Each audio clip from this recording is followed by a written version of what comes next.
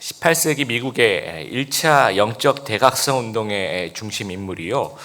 미국이 낳은 최고의 사상가요, 신학자라고 불리우는 조나단 에드워즈라는 목사님이 1741년 7월 8일 코네티컷 주의 앤필드라는 곳의 그 한 교회에서 설교를 하셨는데, 그 제목이 진노한 하나님의 손에 붙들린 죄인들이라는 제목으로 설교를 하셨어요. 그래서 이 설교가 지금도 이제 번역이 되어서 책으로 나와 있습니다. 제목 그대로 진노한 하나님의 손에 붙들린 죄인들에 대해서, 죄에 대해서, 뭐 하나님의 진노에 대해서, 지옥에 대해서, 심판에 대해서 이 선포를 하셨는데, 막 그 고함을 치시고 뭐 그런 것도 아니었고요. 원고를 이렇게 차분한 목소리를 읽으셨어요. 근데 그 원고를 차분한 목소리를 읽음에도 불구하고 설교를 듣던 교인들이 막 너무 무서워서, 그러니까 지옥에 나타난 하나님의 진노하심이 너무 두려워서 비명 소리를 지르고 막 신음 소리를 내고, 심지어는 그 죄책감에 막 실신하는 일들이 막 벌어지기 시작했던 거예요. 그래서 그 목사님이 준비한 설교를 거의 끝까지 다 못 읽으시고 중단한 사태까지 발생했다라는 겁니다. 그 이후로 약 한 250년 정도 흐른 후에 미국 시카고에 있는 그 해먼드 제일침례교회라고 있습니다. 주일학교 사역이 굉장히 잘 되고 있는 그런 교회인데요. 거기에 이제 하이스 목사님이라는 이제 담임 목사님이 지금 은퇴하셨지만 설교를 하시는데, 언제나 이제 죄에 대해서, 죄를 지적하고 회개를 촉구하는 그런 설교를 하셨어요. 근데 이제 그 설교를 듣고 있는 그 청중 중에 한 명이 굉장히 이렇게 불편함을 느꼈나 봐요. 그래서 좀 술에 취했는지 뭐 어떻게 됐는지 설교 도중에 일어나서 이제 목사를 향해서 이제 총을 발사한 겁니다. 그래서 우리 대한민국에 총이 없으면 너무 감사하고 이렇게 감사한 우리나라를 주신 너무 감사하다는 생각이 들었습니다.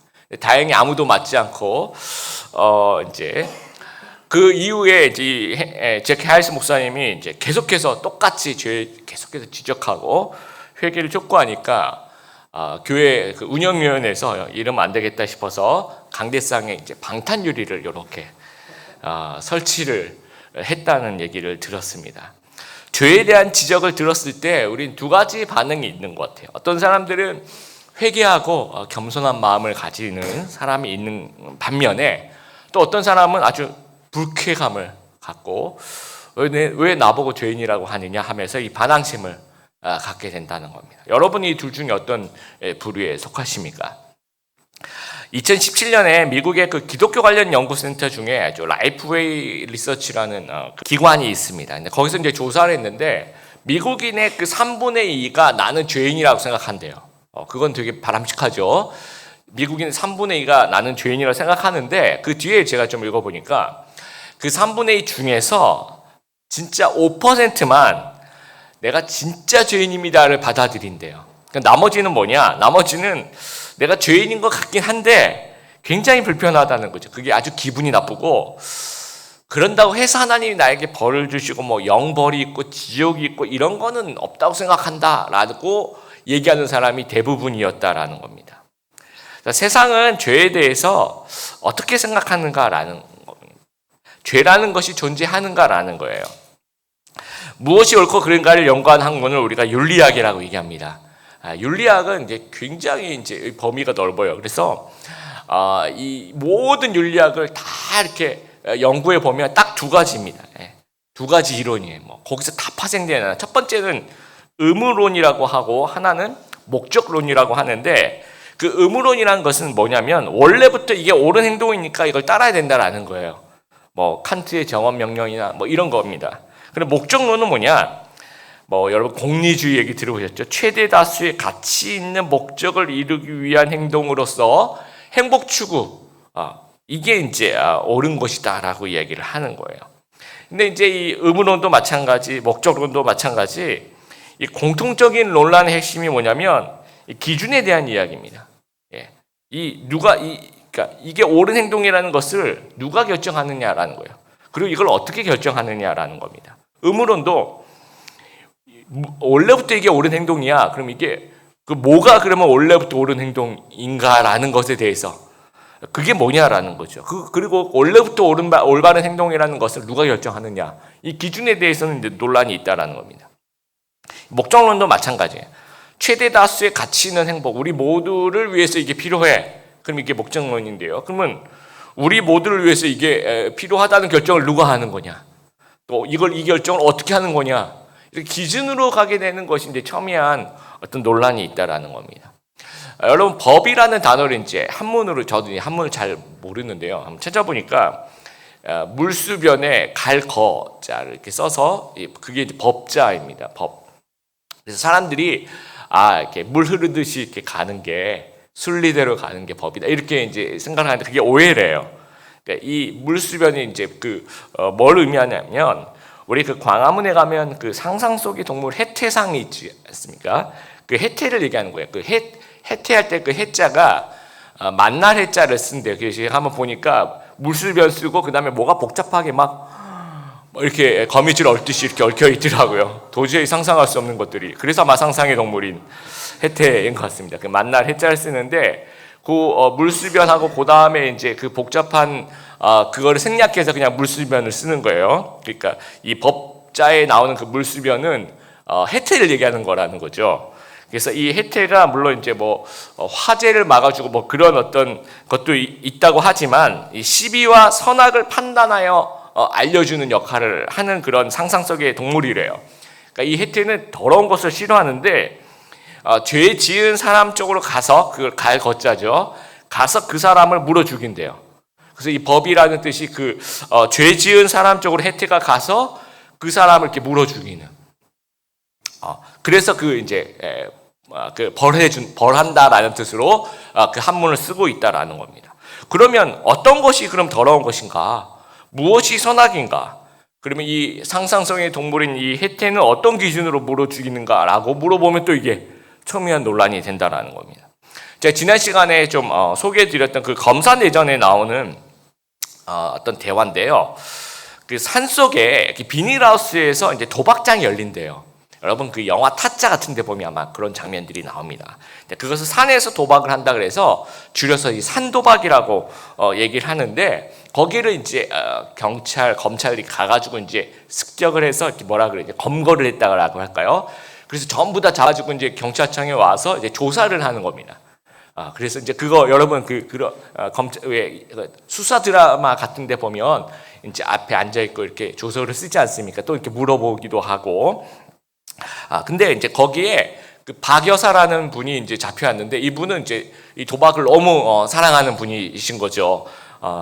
도박은 나의 목자신이 내게 부족함이 없으리라 늘 외치는, 늘 도박과 함께 일평생을 보내온 중년의 아주머니이고, 이 감옥에 도박 때문에 갔다가 이제 출소하자마자 다시 산속에 있는 도박장에 가서 이따 그날 또 이제 건가가 돼서 또 이렇게 온 거예요. 그러니까 이제 이분이 이제 이 악에 맞췄는지 오자마자 이제 수사관한테 막 쏘아붙이는 이런 대화들이 나오는데, 제가 이제 좀 소개를 해드릴게요. 그래서 이 박 여사가 이 검찰 수사관한테 이제 막 화를 내는 거, 내가 뭘 잘못했다고 왜 나를 잡아오냐고 막 이렇게 화를 내니까, 이제 수사관은 또 기가 막히잖아요. 그러니까 이 박 여사, 도박은 정말 나쁜 겁니다. 청나라가 왜 망했는 줄 아십니까? 이 아평과 도박 때문에 망한 거예요. 이렇게 얘기하면 이제 아까 제가 말씀드린 의무론적인 얘기를 지금 이 수사관 하고 있는 거예요.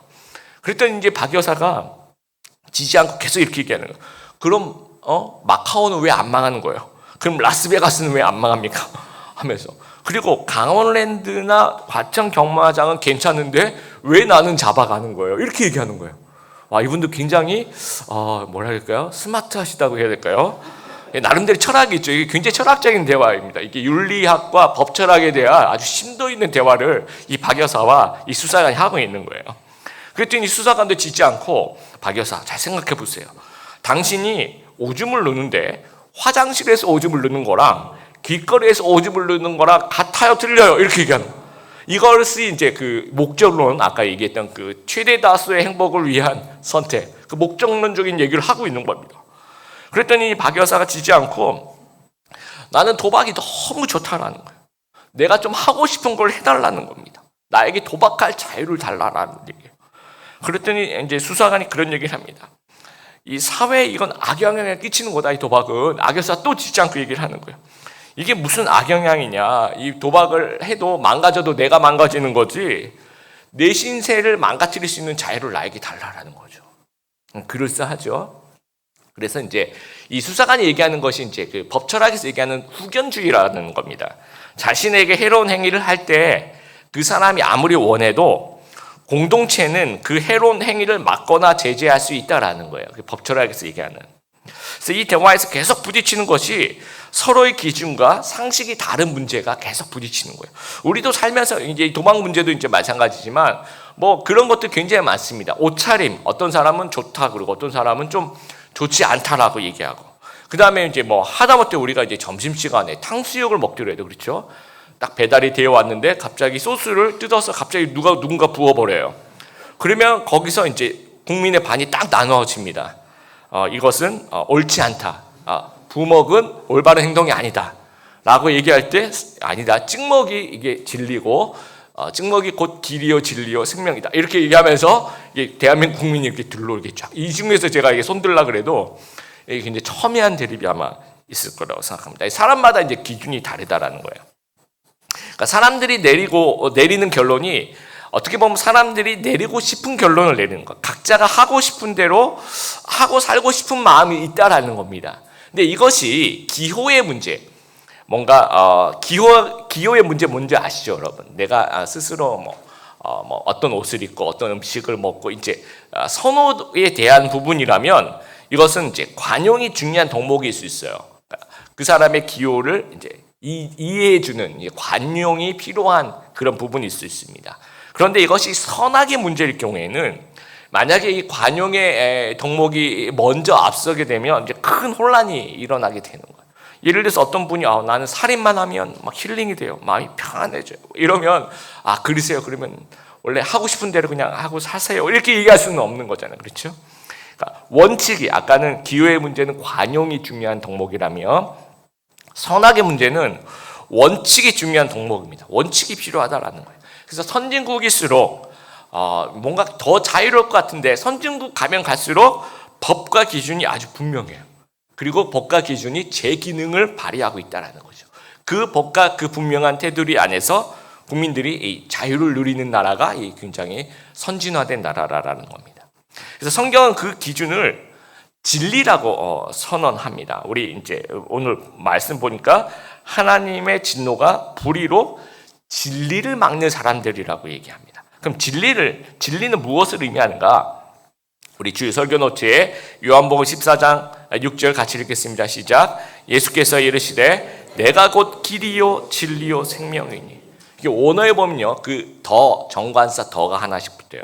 내가 곧 그 길이다, 그 진리다, 그 생명이다. 정말 이 하나밖에 없는 그걸 얘기하는 겁니다. I am the way, the truth, the life 하면서. 그다음에 17장 17절 읽겠습니다. 시작. 그들을 진리로 거룩하게 하옵소서. 아버지의 말씀은 진리입니다. 그래서 이 진리라는 것은 예수님이 진리예요. 그리고 하나님의 말씀이 말씀 되신 그 예수님, 하나님의 말씀이 진리라는 겁니다. 그래서 우리가 따라야 할 그 진리, 우리가 따라야 할 기준, 우리가 따라야 할 그 가이드라인이 하나님이에요. 예수님. 하나님의 말씀이 성경 말씀이라는 겁니다. 그럼 죄라는 것은 무엇이냐? 진리가 아닌 것을 얘기하는 거예요. 그러니까 하나님의 기준에서 벗어난 것을 의미하는 겁니다. 그래서 오늘 18절에 불의로 진리를 막는 사람들의 모든 경건하지 않음과 불의에 대하여, 이 경건하지 않음, 이건 불경건이라는 것은 하나님을 향한 그릇된 자세를 얘기하는 거예요. 그러니까 하나님의 권위에 대한 도전을 이야기하는 겁니다. 그리고 불의는 사람을 향한 그릇된 자세를 얘기하는데 하나님의 그 적합한 질서를 깨트리는 걸 얘기하는 거예요. 그래서 이 죄의 본질이 뭐냐? 18절에 계속 그 얘기를 하죠. 불의로 진리를 막는다라고 되어 있습니다. 이게 막아서는 거, 이게 죄의 본질이라는 거예요. 그러니까 죄는 진리에 대한 공격이고요. 이것을 막으려는 시도라는 말이에요. 그러니까 죄는 기본적으로 반역이에요. 하나님에 대한 반역. 그러니까 죄는 하나님을 싫어하는 것이라는 겁니다. 그러니까 로마서 1장 28절을 보면 또한 그들이 마음에 하나님을 두기를 싫어하며, 그러니까 하나님의 기준이 싫다라는 거예요. 하나님이 내가 삼아야 될 기준이라고 생각하지 않아요라고 얘기하는 게 그게 죄의 본질이라는 거예요. 진리가 싫다라는 거예요. 내 기준, 내가 하고 싶은 대로 살 거예요 라고 얘기하는 거라는 거죠. 죄의 본질이. 나를 좀 간섭하지 말아주세요 라고 얘기하는 것이 그 죄의 본질이라는 것이고, 그것이 반역이라는 겁니다. 독일의 철학자 프리드리 니체라는, 많이 들어보셨죠? 니체가 한 유명한 말이 뭡니까? 신은 죽었다 라고 얘기를 하는데, 이분이 자기가 신의 죽음을 목격했거나 아니면 자기가 논리적으로 생각해 보니까 신이 죽었다라는 것을 증명했거나 그게 아니에요. 그 니체의 그 신이 죽었다라는 그 철학을 좀 연구해 보면, 이 니체라는 분은 모태신앙, 어릴 때부터 이제 목사님 아들로 자라나, 모태신앙을 자라났는데 점점 이게 크면서 신앙을 버려요. 버리면서 이 자유정신을 강조합니다. 어떠한 체계와 규율에도 얽매이지 않는 지극히 자유롭고 해방된 이런 생각에 가득 찬 거예요. 이게 이제 죄의 본질이라는 거죠. 하나님 없이 막 살고 싶은 거예요. 그래서 그러기 위해서는 생각해 보니까 그 거대한 어떤 기준이 있더라는 거예요. 하나님이라는. 근데 이 하나님이 있는 거를 자기도 아는데 이걸 벗어나려면 방법이 이게 없는 것이다라고 얘기할 수밖에 없는 거죠. 그래서 그러니까 신이 죽었다는 의미가 아니라 자신이 신의 죽음을 그냥 선포하는 겁니다. 없다라고 선언해 버리는 거예요. 그래서 자신의 의식에서 그냥 지워버리겠다, 앞으로 나는. 그래서 그냥 나는 없는 셈 치고 살아가겠습니다. 이 얘기를 철학적으로 신은 죽었다라고 얘기하는 거예요. 그러니까 실제로 죽었다는 얘기가 아니라 그냥 나는 없는 셈 치고 살겠습니다 라고 이제 얘기를 하는 겁니다. 그래서 이 죄의 그 헬라어인 하마르티아라는 말은 관역에서 벗어났다라는 거예요. 여러분, 죄라는 것이 그런 것 같아요.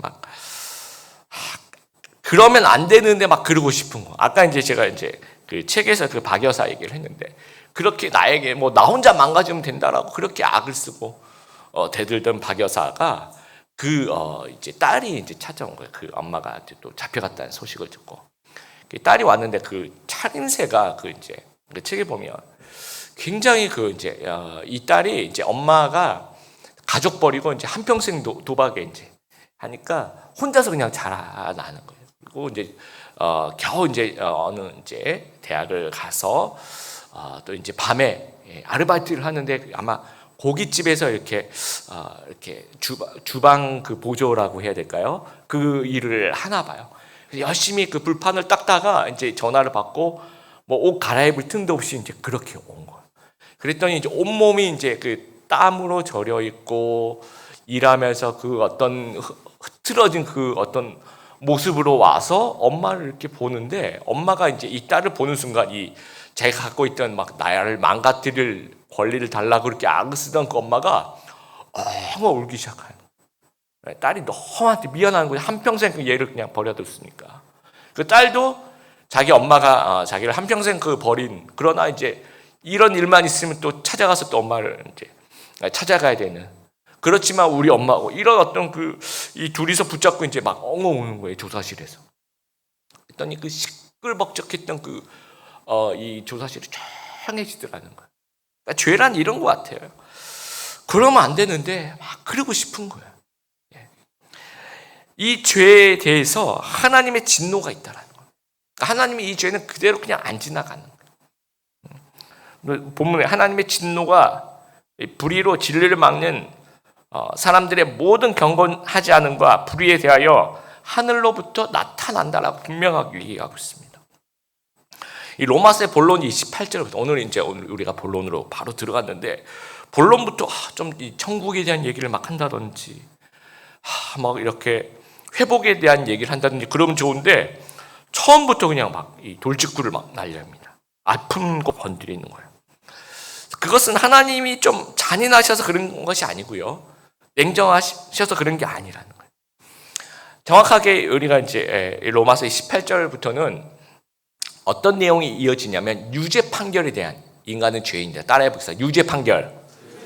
앞으로는 이제 저랑 이제 계속해서 유죄 판결을 몇 주 동안 좀 나눌 것 같습니다. 근데 이런 거예요. 만약에 여러분 병원에 가셨어요.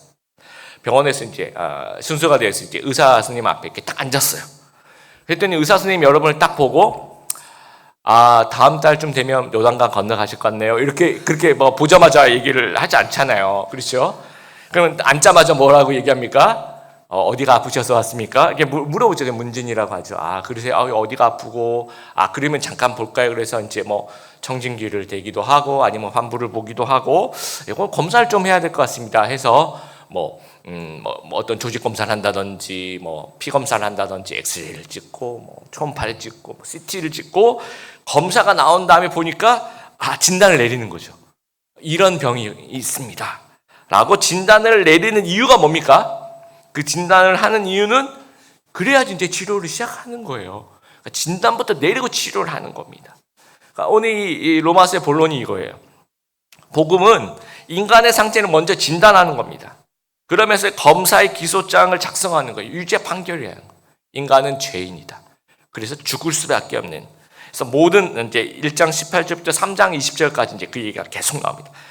그래서 조목조목 이제 사도 바울이 이 타락한 이방인 사회 너희들도 죄인이고, 그다음에 확한 도덕적인 탁월한 인격을 갖고 있는 사람이다 이렇게 얘기한 사람도 죄인이고, 유대인 너희도 죄인이고, 결국 모두가 다 죄인이다 그 얘기를 3장 20절까지 이제 조목조목 하고 있어요. 이렇게 유죄 판결을 먼저 내린 이유는 구원을 주시기 위해서, 우리의 인류를 치료하시기 위해서 먼저 유죄 판결을 내리고 있다. 진단을 하고 있다라는 겁니다. 여러분 이 18절에 처음에 이제 제가 지난 시간에도 이제 for 가르 접속사 얘기를 했잖아요. 왜냐하면이란 말이 지금 이제 우리 성경에 좀 생략이 됐지만 18절에도 왜냐하면 하나님의 진노 때문이다라고 얘기를 하고 있어요. 다시 말하면 그 17절하고 18절을 한번 이어보세요.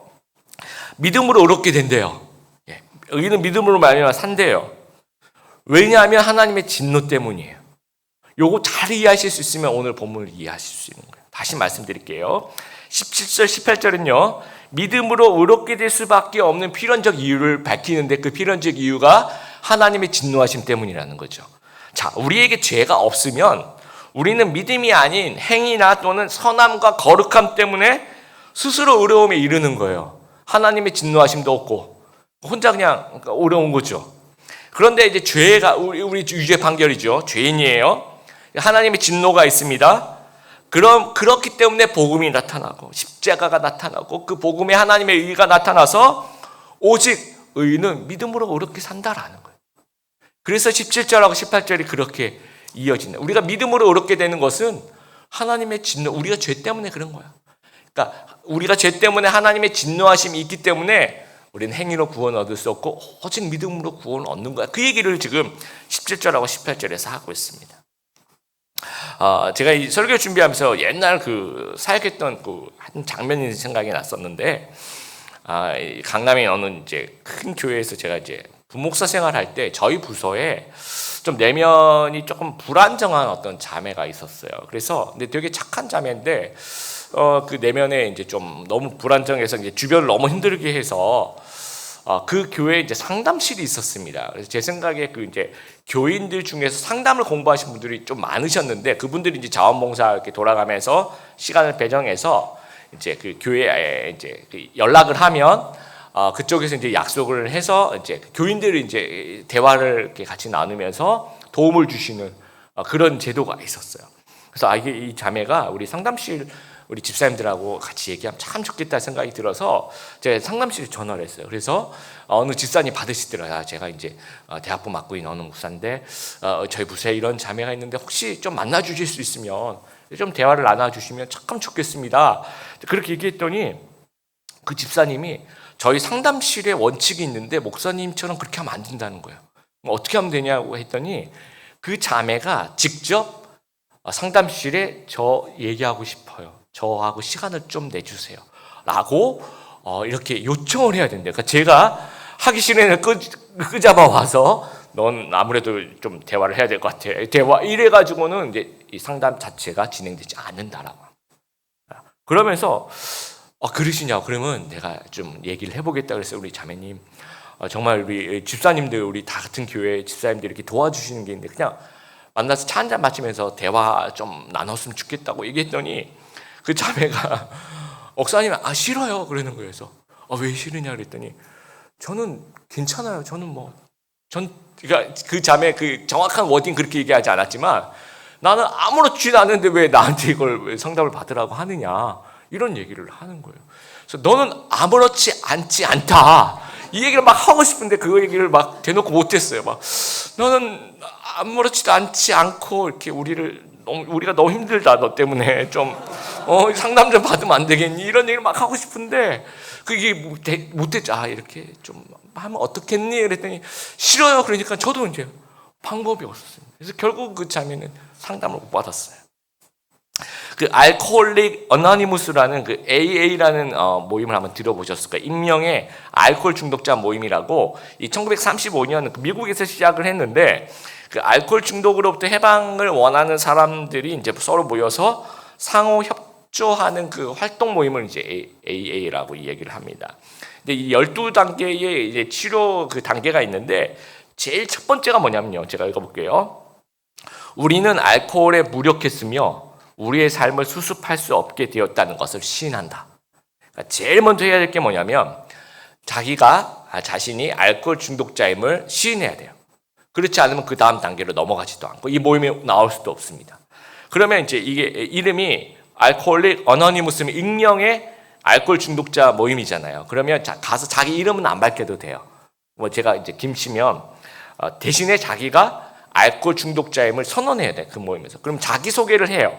그럼 앞에 나와서 한마디씩 얘기를 하는데 이렇게 얘기합니다. 나는 알코올 중독자. 그다음에 자기 이름을 안 밝혀도 돼. 뭐 김입니다. 아니면 그냥 알코올 중독자입니다. 여기까지만 얘기하고 그러면 이제 사람들도 다 그 다음 사람들도 저도 알코올 중독자입니다. 저도 알코올 중독자 하면서 이름은 익명이지만 내가 알코올 중독자라는 문제 인식에서 그 자기 인식에서부터 그 치료를 시작하는 거예요. 그러면서 이제 고쳐 나간다라는 거예요.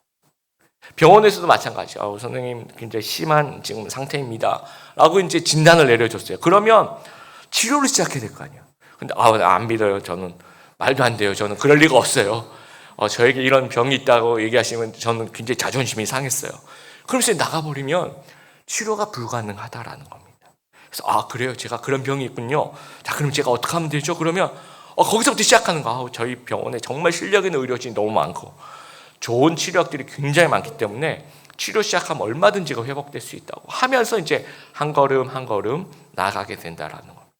그래서 믿음으로 어렵게 되기 위해서 먼저 나는 그 죄인임을 인정해야 되는 거예요.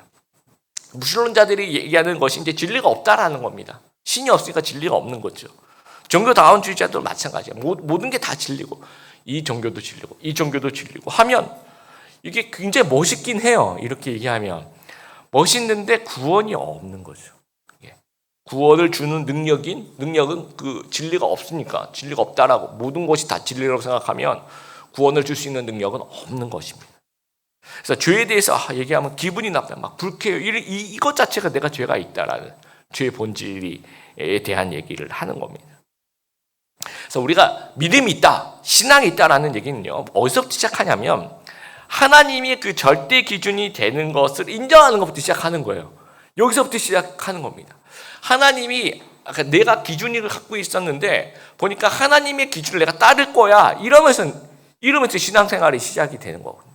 이 가장 그 첫걸음이 잘못되면 신앙이 생겨날 수도 없고 신앙이 성장할 수도 없는 거. 하나님 계세요. 그럼 나는 나고 하나님은 하나님이고 하나님의 기준 이건 내 기준이고 그냥 내 마음대로 할게요. 이러면 이게 신앙이 아니라는 거죠. 그래서 내가 하나님의 기준에 또 하나님의 진리에 미치지 못했구나를 이제 우리가 이제 선언하는 거예요. 나에게 불경건과 불의가 있구나. 이것이 진리를 막는 죄였구나. 나는 죄인이구나를 고백해야 된다라는. 그래야지 치료가 시작되면서 예수님이 보이는 거예요. 내가 죄인이니까 예수님이 필요하고 십자가가 필요하고 그때 비로소 예수님이 보이기 시작하는 겁니다. 그래서 믿음에서 믿음으로 의롭게 됨이 가능하게 된다라는 거예요. 그래서 우리가 거룩과 빛의 공동체가 되기를 바라는데 우리가 거룩과 빛의 공동체라는 얘기를 여러분 오해하시면 안 됩니다. 그러니까 우리 구성원이 100% 거룩하고 100% 빛이라는 말이 아니에요. 이건 불가능해요. 그럼 어떤 공동체가 거룩하고 어떤 공동체가 빛의 공동체인가? 우리 사회를 봐도 여러분 우리가 살고 있는 이 한국 사회 또는 뭐 어느 나라든지 마찬가지로 100% 깨끗하지는 않아요. 범죄자들 계속 일어납니다. 건강한 사회는 어떤 사회냐면 뭐 예를 들어서 뭐 도둑이 발생했어요. 그러면 그 도둑을 잡아서 감옥에 보내고 처벌을 하고 그런 일이 생기지 않도록 재발 방지한 이런 나라가 좋은 나라라는 거예요. 근데 안 좋은 나라는 어떡하냐? 도둑이 발생해요. 근데 도둑이야라고 외친 사람이 감옥에 가요. 또는 뭐 재판을 하는데 허락 없이 물건을 가져간 건 맞지만 도둑은 아니다. 뭐 라든지 이런 판결이 내린다든지, 도둑질을 했지만 도둑이 아니라든지, 그러면서 버젓이 이렇게 풀려나거나, 그러니까 이제 어떤 감춰지고 적절한 조치가 취해지지 않는 사회가 건강하지 않은 사회라는 거죠. 비리가 없는 사회, 뭐 나쁜 일 없는 사회가 나쁜 사회라는 것이 아니라, 우리도 마찬가지. 우리 죄인에게 빛이 비쳐요. 그럼 죄가 드러나죠.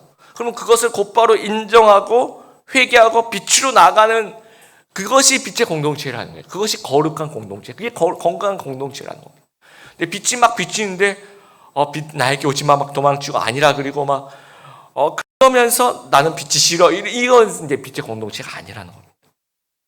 그래서 우리에게 이 빛이 비출 때 이 영적 각성으로 나아가야 돼요. 여러분, 그 조나단 에드워드 목사님이 진노한 죄인들에게 임하신 그 하나님의 그 어떤 진노하심을 이렇게 선포했잖아요. 그러면서 영적 대각성 운동이 일어나요. 내가 죄인이구나 하면서 내 안에서 이 어떤 죄를 벗어버리고 빛으로 나아가 거룩으로 나아가면서 이제 영적 대각성 운동이 일어나는 겁니다. 요나 선지자의 경고를 들은 니느웨 백성들이 베옷을 입고 회개하기 시작하면서 니느웨의 영적 각성들이 일어나기 시작합니다. 영적 부흥들이 일어나기 시작하는, 하나님께 나아간 역사가 일어났다라는 겁니다. 그리고 우리가 한번 생각해 볼 것이, 죄인들이 모인 교회는요, 아까 익명의 알코올 중독자 모임 같은 좀 따스한 모습의 공간이 되었으면 좋겠어요. 그 공간은요, 가서 내가 알코올 중독자예요. 저도 중독자예요. 그래서 내가 알코올 끊으려고 지금 며칠 됐어요. 그럼 막 서로 박수 쳐주고 막 격려하고, 이제 다 똑같아요. 전부 다 중독자들 모였으니까 하나도 부끄럽지가 않대요. 근데 이제 교회에 오면 이제 이런 얘기를 합니다. 나는 중독자가 아닌 거라고 다들 생각하는 거예요. 그리고 이제 한 명의 죄인이 발견되면 그 죄인은 눈에 띄는 죄인이죠. 우리는 안 들킨 죄인인데, 눈에 띄는 죄인이 하면 계속 지적질하는, 난도질하고 막 지옥에 갈 거라고 얘기하고 막 차갑게 막 나는 아닌 것처럼 그렇게 얘기하면서, 이제 그런 모임은 이제 다 같이 죄인인데 나머지 9명 죄인이 아닌 척하고 1명을 죄인 취급하는 이런 모습은 올바르지 않다. 이 말씀에 비추어 봤을 때 하나님의 진노가 불의로 진리를 막는 모든 경건하지 않은가 불의에 대하여 하늘로부터 나타나는 거예요. 아닌 척해도 우리에게 나타나는 거고요. 다 마찬가지입니다. 그래서 우리가 나도 죄인이고 너도 죄인이다. 그래서 우리가 힘을 합쳐서 이제 죄를 짓지 않도록 한번 노력해보는 그런 따뜻한 공동체 되었으면 좋겠고요. 그래서 인간의 한계를 좀 인정할 수 있는, 서로 다독이면서 치유할 수 있는 그런 공동체, 또 세상을 향한, 또 죄인을 향한 따뜻한 시각을 가지는, 또 따뜻한 시각이 필요한 그러한 모습의 공동체 되기를 바라고, 그래서 그런 모습으로 우리가 좀 성숙된 모습으로 비친, 또 진리 되신 하나님께 겸손히 나아가는, 구원받은 죄인 다 되시는 우리 귀한 성도님 되시기를 주님의 이름으로 축복합니다.